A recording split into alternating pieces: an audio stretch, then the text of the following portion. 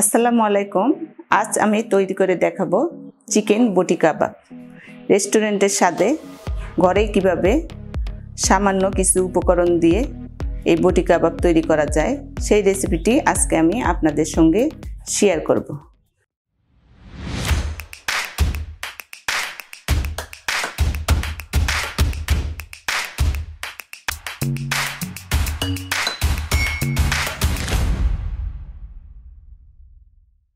তার জন্য আমি এখানে নিয়েছি মুরগির বুকের মাংস 500 গ্রাম। আমি এভাবে টুকরা টুকরা করে কেটে নিয়েছি, পানিটাও ঝরিয়ে নিয়েছি। প্রথমে আমি এর মশলাটা তৈরি করে নিব। এর জন্য আমি এখানে একটা মিক্সিং বোল নিয়ে নিলাম। পানি ঝরানো টক দই দিয়ে দিলাম 4 টেবিল চামচ।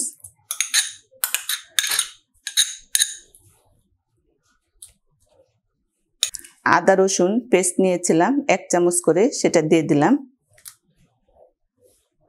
এখানে আমি নিয়েছি 1 চামচ ভাজা জিরার গুঁড়া, 1 চামচ লাল মরিচের গুঁড়া এবং হাফ চামচ ধনিয়া গুঁড়া। মরিচটা আমি এখানে 1 চামচ নিয়েছি, আপনারা আপনাদের পছন্দ মতো বাড়িয়ে কমিয়ে নিতে পারেন।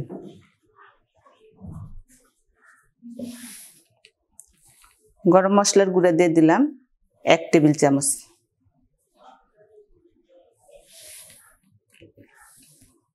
লবণ দিয়ে দিব স্বাদ মতো।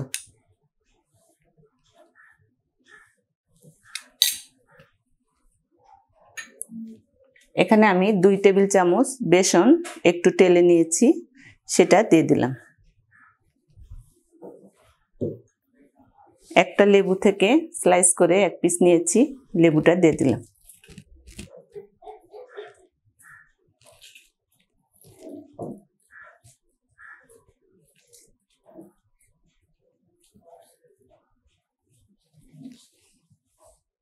এই সবগুলো উপকরণ আমি একটু হাত দিয়ে ভালো মতো মেখে নিব। আপনারাও চেষ্টা করবেন হাত দিয়ে মেখে নেওয়ার জন্য, তাহলে মশলাটা সুন্দর মতো মাখানো হবে।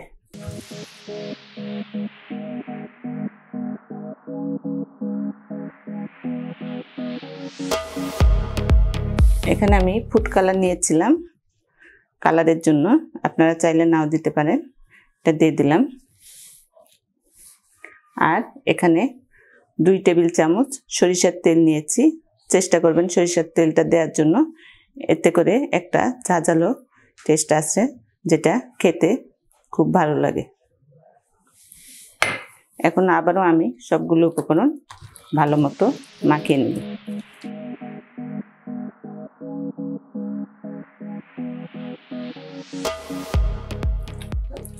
হ্যাঁ, আমার মশলার মিশ্রণটা মাখানো শেষ। এখন আমি মাংসের উপর দিয়ে মাংসটা ম্যারিনেট করে নেব।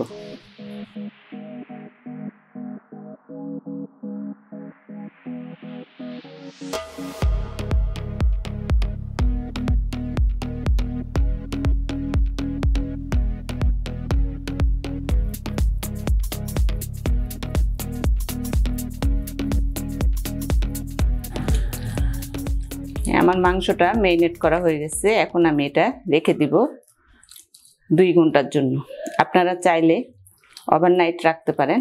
আমি আজকে 2 ঘন্টার জন্য এটা একটা সাইডে রেস্টে রেখে দেব। ফিরে আসব 2 ঘন্টা পর। ফিরে এলাম 2 ঘন্টা পর, দেখে নিব।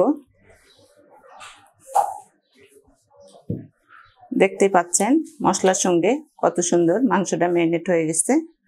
আর এখানে আমি এই বটি কাবাব তৈরি করার জন্য স্টিক নিয়েছি, ব্যাম্বো স্টিক। স্টিকগুলো আমি একটু পানিতে ভিজিয়ে রেখেছিলাম, যাতে ভাজার সময় এগুলো পুড়ে না যায়। আপনারা চাইলে এমনিও এটা ভেজে নিতে পারেন। আমি আজকে স্টিকে গেঁথেই এটা তৈরি করব। চিকেনগুলো আরেকটু আমি নেড়ে চেড়ে নিব।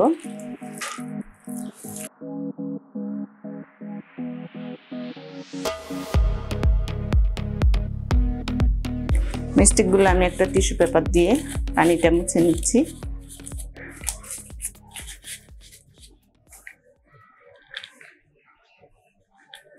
এখন আমি চিকেনগুলো এর মধ্যে গেঁথে নেব। একটু ফাঁকা রাখবো যাতে হাত দিয়ে ধরা যায়।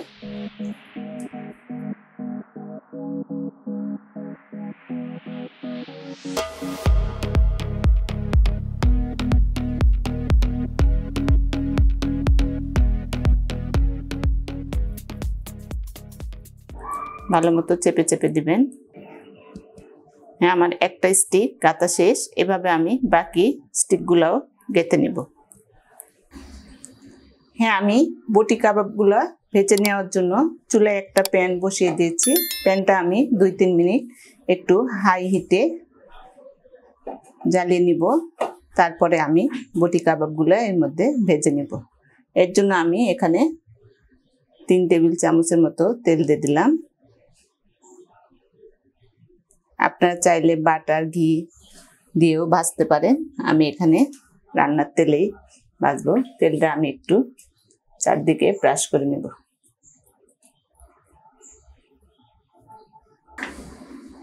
এখন আমি চুলার জালটা মিডিয়াম লো করে দিব।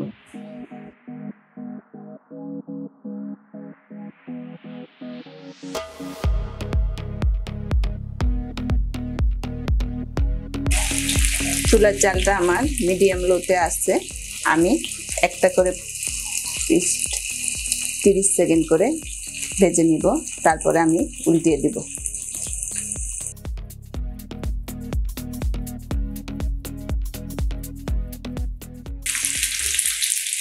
হ্যাঁ, আমি একটা পাশ উল্টিয়ে দিব।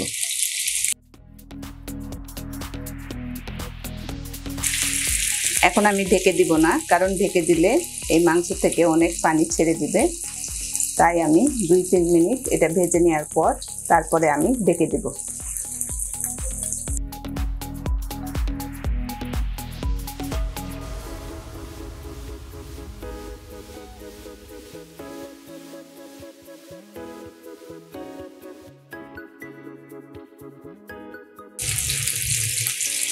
আবারও আমি একটা পাশ উল্টিয়ে দেব।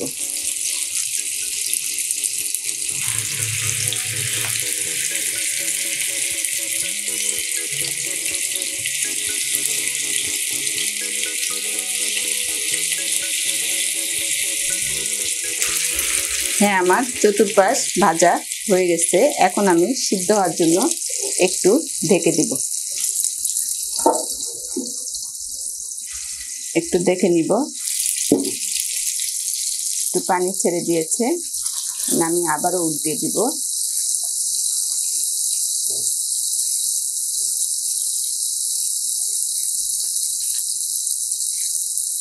আবারও ঢেকে দিব।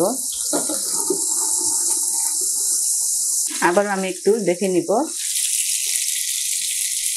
দেখে আমি উল্টিয়ে দিব। দেখতে পাচ্ছেন কত সুন্দর একটা কালার এসেছে।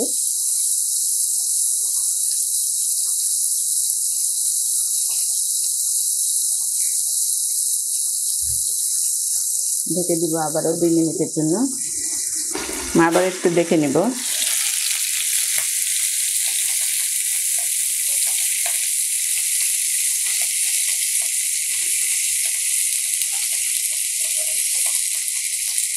আর আমি ঢেকে দিব না। এখন আমি পানিটা শুকিয়ে যাওয়া পর্যন্ত অপেক্ষা করব। হ্যাঁ, আমার কাবাবটা হয়ে গেছে। দেখতে পাচ্ছেন পোড়া পোড়া একটা ভাব চলে এসেছে। এখন আমি এটা চুলা থেকে নামিয়ে নিব। তৈরি হয়ে গেল আমার রেস্টুরেন্ট স্টাইলে চিকেন বটি কাবাব। খুব সহজভাবে আজ আমি আপনাদের এই রেসিপিটি করে দেখিয়ে দিলাম। ঘরে থাকা সামান্য কিছু মশলা দিয়ে, কোনো স্পেশাল মশলা এখানে আমি ব্যবহার করিনি। আশা করি আজকে আমার এই রেসিপিটি আপনাদের সবারই খুব ভালো লাগবে। আমি আপনাদের এটা দেখিয়ে দিচ্ছি। দেখতে পাচ্ছেন কতটা সফট হয়েছে এবং কতটা জুসি হয়েছে। আশা করি আপনারা সবাই বাসায় ট্রাই করবেন। কেমন লাগলো জানাবেন। আর এখনো যারা আমার চ্যানেলটি সাবস্ক্রাইব করেননি, দয়া করে আমার চ্যানেলটি সাবস্ক্রাইব করে আমার পাশেই থাকবেন। আরও যাতে নতুন নতুন ভিডিও নিয়ে আপনাদের সামনে আমি আসতে পারি। সেই পর্যন্ত আপনারা সবাই ভালো থাকবেন। আল্লাহ হাফেজ।